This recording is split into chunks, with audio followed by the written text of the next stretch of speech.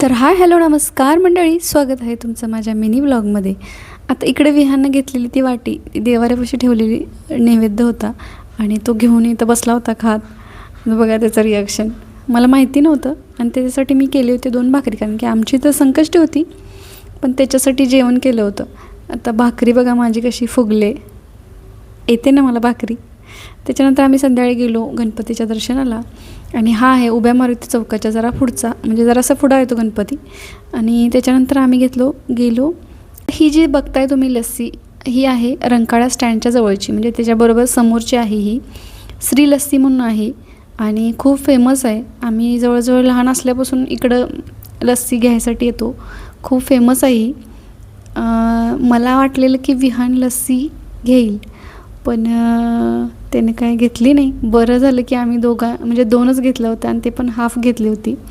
पहिला तर तो मागे लागला होता की मला प्यायचं आहे, पण एक घोट पिल्यानंतर त्याने म्हणले मला काही नको आहे, ते मला नाही आवडलेलं. आता ह्यांची तर लस्सी संपली, मी घेऊन आले बाहेर.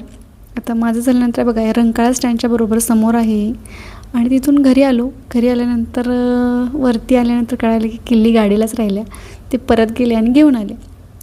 आता इकडे माझी चपाती झाली होती आणि हे इकडे भजी करत होते आणि असं झाला आमचा दिवस. चला तर मग भेटू पुढच्या ब्लॉगमध्ये. तोपर्यंत बाय.